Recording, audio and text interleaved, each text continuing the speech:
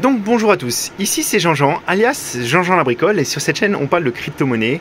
Donc on parle beaucoup de crypto-monnaie sous le prisme du mining de crypto-monnaie, vu que c'est la spécialité de la chaîne. Et aujourd'hui on va parler d'un sujet qui nous fâche encore un peu plus avec les développeurs d'Ethereum, c'est la fameuse bombe de difficulté. Parce qu'on se retrouve dans une situation qui est un petit peu inédite vis-à-vis de la bombe. Et pour ça, on va revenir un petit peu sur qu'est-ce que c'est la bombe et comment elle fonctionne et pourquoi aujourd'hui les développeurs n'ont pas pris de décision lors de leur dernier meeting. Voilà. Donc attention, accrochez-vous, il va y avoir une magnifique transition avec les bruitages en plus. Alors, mais avant de commencer, je voulais simplement vous dire, donc j'ai participé hier à mon premier Crypto Dream Paris. Donc j'ai rencontré des gens très sympas là-bas, notamment Nicolas Verger, BTC Liberty et Crypto Farmer, que je salue bien entendu. Et par contre, je me suis rendu compte d'une chose, c'est que c'était très sympa de vous voir en vrai, mais beaucoup de gens ne savent pas qui je suis. Et il y avait des gens qui voulaient me rencontrer et qui n'ont pas pu me rencontrer tout simplement parce qu'ils ne savaient pas à quoi je ressemble. Donc pour le prochain Crypto Drink, bien sûr, je vais mettre un petit signe distinctif pour que vous puissiez savoir qui est Jean-Jean. Et je serai ravi de discuter et d'échanger avec vous. Donc si vous voulez me suivre aussi sur Twitter, j'ai un compte Twitter, vous n'êtes pas beaucoup pour l'instant à me suivre.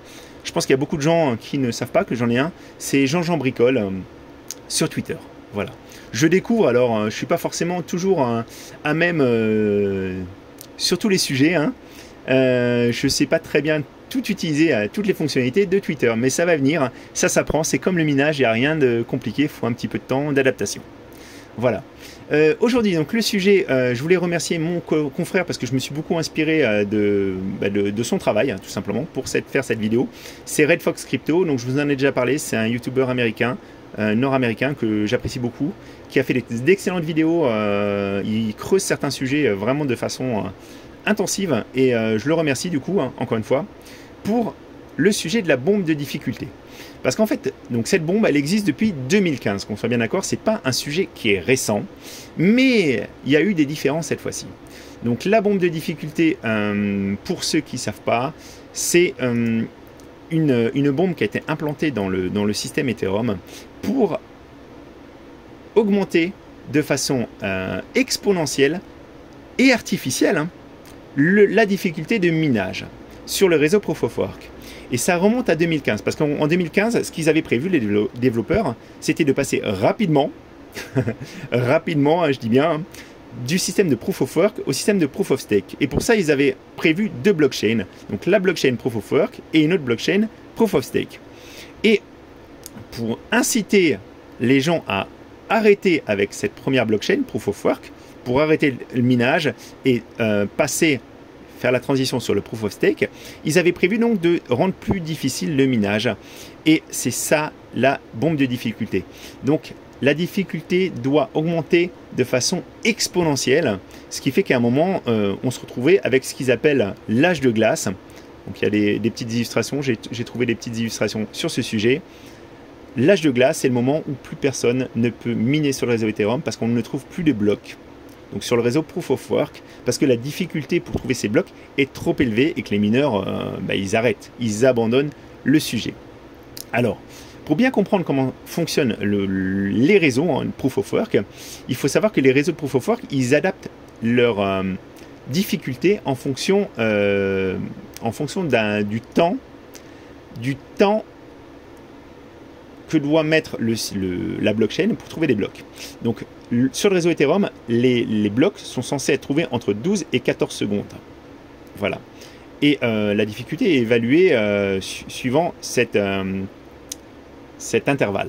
Si jamais en fait les blocs se trouvent trop rapidement, c'est-à-dire qu'il y a des nouvelles machines, il y a des nouveaux mineurs qui ont rejoint le réseau. Et à ce moment-là, la difficulté va augmenter pour qu'en fait on retombe sur un temps entre 12 et 14 secondes.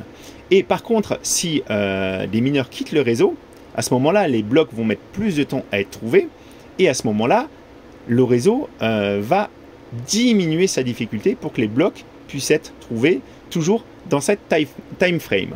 Voilà. Donc si vous regardez un petit peu le réseau Ethereum, ce qui s'est passé, c'est qu'on voit bien la difficulté a augmenté, augmenté.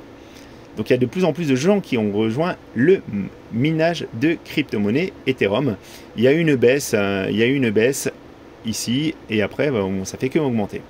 Et ce qui se passe, c'est qu'en fait, quand vous regardez, vous ne le voyez pas, mais la bombe, elle a déjà été déclenchée à plusieurs reprises. Elle a déjà été reportée. Parce que la bombe, il faut comprendre, en fait, ils l'ont mis en place en se disant, bah, on va réussir à passer à Proof of Stake, donc en fait, on n'en aura pas besoin. Et en fait, la bombe s'est enclenchée. Et vous voyez bien, donc ça, c'est le nombre de blocs qui sont créés par semaine. Et vous voyez, là, on a le nombre de blocs qui commence à décroître et de façon de plus en plus rapide. Donc là, c'est quand la bombe s'est activée, s'est déclenchée. Et les développeurs, donc, ils l'ont repoussée. Elle s'est redéclenchée, ils l'ont repoussée, etc. Parce qu'il faut bien vous rendre compte qu'ils nous en parlent de la bombe de difficulté depuis 2015. Donc elle aurait déjà dû se déclencher, et normalement, on ne devrait plus pouvoir miner sur le réseau Ethereum. Et là, la bombe, elle a commencé à se déclencher. Alors, c'est ce qu'on voit ici. Donc, on ne voit pas forcément, parce qu'en fait, pour l'instant, la baisse est très modérée. Mais ce qu'il faut vous dire, c'est que la bombe, elle fonctionne de manière exponentielle. Donc, plus le temps passe, plus la difficulté augmente de façon artificielle. Et du coup, moins le nombre de blocs qui va être trouvé est important. Et pour nous, mineurs, ça va avoir une conséquence immédiate. Parce que moins on trouve de blocs, plus notre rémunération va diminuer. Alors, ils en ont discuté beaucoup. Hein. Pour ceux qui ne connaissent pas, il y a une chaîne de The Ethereum Foundation et ils font des dev meetings très régulièrement, je crois que c'est tous les 15 jours. Et ils en ont parlé pendant à peu près une demi-heure à la dernière dev meeting. Parce qu'en fait, leur problématique, c'est qu'ils prennent du temps à coder cette bombe de difficulté, ils prennent du temps aussi à modifier et à remettre à plus tard. Donc en fait, au jour d'aujourd'hui, ils sont quand même très très proches de The Merge. Donc ils sont très proches de pouvoir arrêter le réseau Proof of Work pour passer au Proof of Stake. Donc en tout cas, c'est ce qu'ils pensent. Et ils se disent, on va peut-être pas consacrer tout ce temps et cette énergie à essayer de retarder encore une fois cette bombe de difficulté, hein, ce qu'on a déjà fait à plusieurs reprises. On va peut-être essayer d'accélérer le mouvement. Et bon, mais c'est pas très grave les conséquences, parce que qu'est-ce qui va se passer? Alors moi j'ai trouvé des infos sur un article, un très bon article de Fortune qui en parle, et on a Tim Bako et aussi Vitalik Buterin qui sont exprimés. Et voilà, Tim Bako il dit exactement ça. Ça va, si on doit retarder la bombe, ça va créer plus de travail pour les développeurs. Et tout le monde a un grand désir de voir The Merge happening. La merge a arrivé. Hein.